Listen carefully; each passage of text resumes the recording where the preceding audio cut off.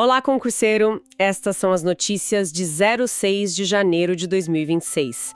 Se inscreva no nosso canal do YouTube para não perder os novos vídeos e vamos lá! Bom, a gente precisa começar pelo assunto que, sinceramente, parou o mundo essa semana. Sem dúvida nenhuma. Uma operação militar americana na Venezuela que terminou com a captura do presidente Nicolás Maduro. É isso mesmo.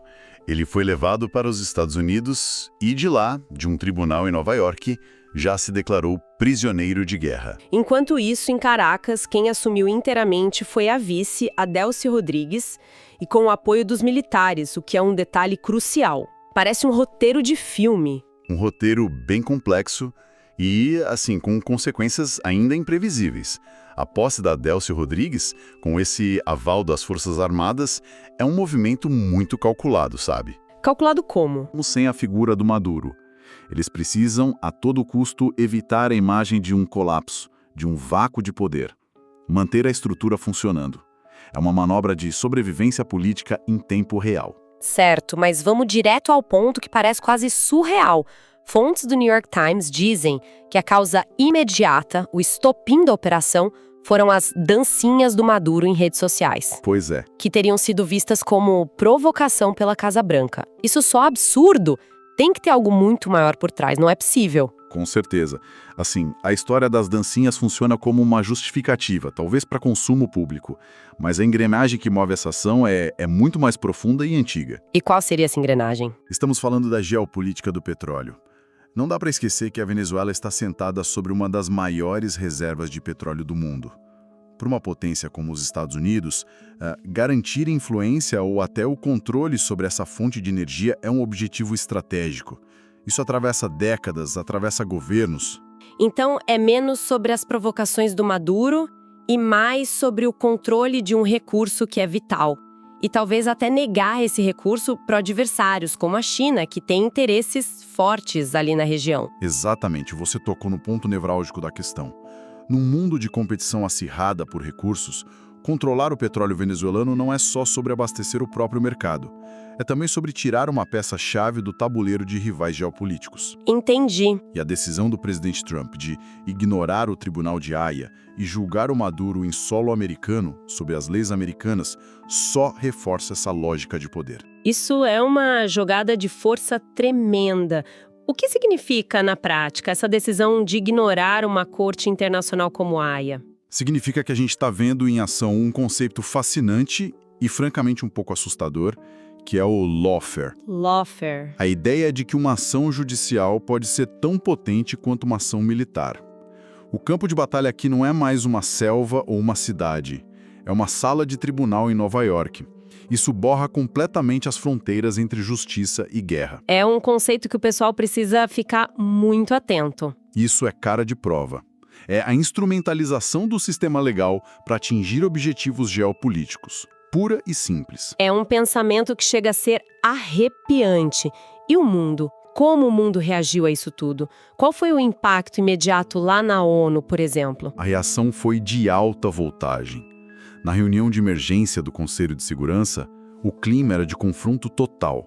China e Rússia acusaram os Estados Unidos de neocolonialismo, de rasgar as regras do direito internacional, falaram abertamente em violação da soberania. E aqui, na nossa vizinhança, na América do Sul? A divisão ficou muito clara. Colômbia e Cuba condenaram a ação com veemência. Já o governo argentino, por outro lado, defendeu. A situação é tão tensa que até a Dinamarca, que é uma aliada da OTAN, soltou um alerta. A Dinamarca? Sim, dizendo que ações unilaterais assim colocam em risco a coesão da própria aliança. Nossa! E o Brasil? A gente está literalmente na fronteira com o olho do furacão. Como o país está se posicionando? A situação para o Brasil é delicadíssima. O governo entrou em estado de alerta máximo. O nosso embaixador na ONU foi duro. Ele classificou a ação como uma ameaça à paz regional. Isso, em linguagem diplomática, é muito forte. E o presidente? O presidente Lula conversou por telefone com a presidente interina, a Delcy Rodrigues. É uma sinalização de que o Brasil busca um canal de diálogo. E de forma bem prática, a polícia de Roraima já reforçou o patrulhamento na fronteira. Imagino que prevendo um possível aumento no fluxo de refugiados, né? Exatamente. Além da questão humanitária, existe uma outra dimensão talvez mais econômica ou estratégica para o Brasil. E qual seria? Sim, e essa é a parte mais pragmática da diplomacia. Nos bastidores, o que se fala é que o Brasil pode tentar usar essa crise como uma alavanca. Uma alavanca para quê? A instabilidade na Venezuela pode ser o argumento que faltava para acelerar a assinatura do acordo Mercosul-União Europeia. A lógica seria: vejam como a região é instável. Fortalecer o Mercosul com este acordo é fortalecer a estabilidade no continente. É o xadrez da política externa em seu estado mais puro. E claro, tudo isso reverbera aqui dentro, né? Com a polarização que a gente já conhece, a direita apoiando a intervenção, a esquerda repudiando. Exato. A crise venezuelana vira mais um combustível na fogueira da nossa política interna. Mas para quem nos ouve, o fundamental é extrair os conceitos. Vamos a eles. Primeiro, a violação do princípio da soberania nacional e da não intervenção. Isso é a base de todo o sistema internacional. Segundo, o que já falamos, o lawfare. E terceiro, a geopolítica do petróleo. Entender essa tríade é entender 90% do que está acontecendo. Perfeito. E esse tema do controle e do poder não se restringe ao palco internacional. Tivemos uma disputa fascinante de poder aqui mesmo no Brasil. Não com exércitos, claro, mas entre duas das nossas instituições mais importantes. Perfeitamente conectado. A gente sai de uma crise de soberania externa para uma de tensão institucional interna. O Tribunal de Contas da União, o TCU, autorizou uma inspeção no Banco Central. Uma inspeção no BC? Isso, para investigar a liquidação extrajudicial do Banco Master. Em termos mais simples, o TCU, que é o órgão máximo de controle de contas do país, está basicamente dizendo: Banco Central, não tenho certeza se a sua decisão de fechar esse banco foi técnica e legal. Preciso ver o seu trabalho de perto. Nossa, isso soa como uma briga de gigantes. Qual é o risco quando duas instituições desse calibre entram em rota de colisão? O principal risco é a incerteza. O mercado financeiro funciona à base de confiança, de previsibilidade. Quando o Banco Central, que é o guardião da moeda, da estabilidade do sistema, certo, tem uma de suas decisões mais drásticas questionada pelo principal órgão de fiscalização do país, isso gera um ruído enorme. A consequência imediata é uma percepção de instabilidade. E isso nunca é bom para a economia. E aqui a gente tem um exemplo clássico de um conceito que sempre cai em prova de direito constitucional, certo? Exatamente. O concurseiro precisa ter isso na ponta da língua. É o sistema de freios e contrapesos, o famoso checks and balances em plena atividade. É a teoria na prática. Totalmente. A gente pode imaginar o Estado como um banquinho de 3 pernas, né? Executivo, legislativo e judiciário.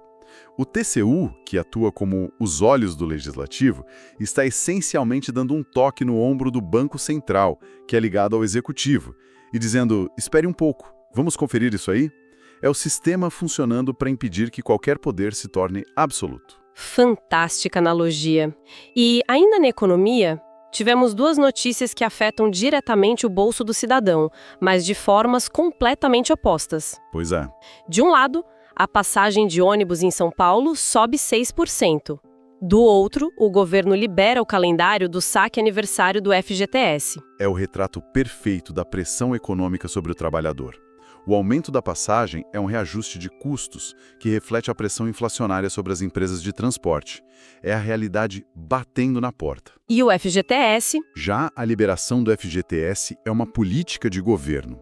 É uma tentativa de dar um fôlego no consumo, de injetar dinheiro na economia. Mas é uma equação muito complicada para quem vive essa realidade, não é? O custo para ir trabalhar aumenta e a solução que o governo oferece é usar um dinheiro que, na teoria, seria a sua segurança para o futuro. Exato. Parece que a gente está tentando consertar um buraco no telhado usando os tijolos da fundação da casa. Sua analogia é perfeita. Exatamente esse o dilema. O aumento da tarifa pressiona o que a gente chama de inflação de serviços e corrói o poder de compra. O saque do FGTS, por outro lado, que é uma forma de política fiscal expansionista, oferece um alívio imediato. Mas tem um custo. Tem um custo. O trabalhador faz uma troca. Liquidez agora por menos segurança no futuro, caso seja demitido. Entender esses dois conceitos, inflação e política fiscal, e a tensão entre eles, é crucial para qualquer prova de economia ou atualidades. Saindo um pouco dessa pressão econômica do dia a dia, vamos olhar para políticas que tentam construir soluções a mais longo prazo, nas áreas social e ambiental. Tivemos uma iniciativa importante do Ministério da Saúde, né? Sim, uma notícia muito relevante. O Ministério lançou um novo edital para a formação de agentes populares de saúde. Isso pode não ter o mesmo impacto midiático de uma crise internacional, mas é algo estruturante para o país. O que significa exatamente agente popular de saúde? Qual é a ideia por trás de reforçar essa área? A ideia é fortalecer o que o SUS tem de mais fundamental: a atenção primária. É a saúde que acontece dentro da comunidade, sabe? Antes que o problema se agrave e chegue no hospital. A prevenção. Exato, a prevenção. O agente de saúde é aquele profissional que está na ponta, que conhece as famílias, que faz o trabalho de prevenção, que identifica um problema de saúde bem no início. Reforçar essa base é a estratégia mais inteligente e humana para a saúde pública. Então a consequência esperada é basicamente desafogar os hospitais e criar um sistema mais preventivo do que reativo, especialmente em comunidades mais vulneráveis? Exatamente, é aumentar a capilaridade do sistema. E para quem está estudando, o ponto-chave aqui é o fortalecimento da atenção básica, um dos pilares do SUS. Esse edital coloca em prática os princípios da descentralização e da participação da comunidade. São temas muito queridos pelas bancas em concursos da área da saúde e também em provas de conhecimentos gerais sobre políticas públicas. Ótimo! E para a gente fechar nossa análise de hoje, uma notícia que conecta meio ambiente, economia e sociedade, vinda lá do litoral do Rio de Janeiro. Isso mesmo, um novo projeto que está buscando fortalecer o turismo de base comunitária no litoral sul-fluminense. Turismo de base comunitária, a gente ouve muito esse termo. Na prática, o que ele quer dizer? É uma alternativa àquele turismo de massa que muitas vezes chega, constrói grandes resorts e deixa pouco ou nada para a comunidade local? É a antítese disso. A causa dessa iniciativa é justamente criar um modelo mais sustentável. A ideia é que a própria comunidade local seja a protagonista do processo, gerenciando as pousadas, os passeios, os restaurantes. Ah, entendi. A renda fica ali, fortalece a economia local e os próprios moradores se tornam os maiores interessados em conservar o meio ambiente, porque a floresta em pé e o rio limpo são o seu principal ativo econômico. Então se cria um círculo virtuoso. A conservação ambiental gera renda e a renda incentiva mais conservação. Faz todo sentido. Perfeito. A consequência é a criação de uma alternativa real ao turismo predatório. É um modelo que valoriza a cultura local e protege a biodiversidade, em vez de explorá-las até a exaustão. E qual o conceito de prova aqui? Aqui, o conceito para o concurseiro ficar de olho é o de desenvolvimento sustentável. Essa iniciativa é a encarnação do famoso tripé: ser economicamente viável, socialmente justo e ambientalmente correto. Bancas como a FCC e a FGV adoram questões que pedem para o candidato identificar exemplos práticos desse conceito. Olhando para tudo que a gente conversou hoje, da crise na Venezuela ao turismo no Rio, fica muito claro como o poder, o controle de recursos e a busca por estabilidade, seja ela geopolítica, institucional ou ambiental, são as forças que realmente movem o mundo. Sem dúvida. E a grande provocação que fica, eu acho, é pensar em como essas diferentes escalas se conectam. A disputa por petróleo na Venezuela pode, no limite, impactar o preço do combustível que vai encarecer a passagem do ônibus em São Paulo. Que, por sua vez, pressiona o trabalhador a sacar o FGTS. Exato. Compreender essas conexões é o que, no fundo, significa estar verdadeiramente bem informado. As fontes para análise de hoje foram os portais Agência Brasil, CNN Brasil, Metrópolis, R7, BBC News Brasil, Poder 360 e Terra. E para continuar recebendo análises diárias focadas na sua aprovação, não se esqueça de se inscrever em nosso canal do YouTube. Até a próxima!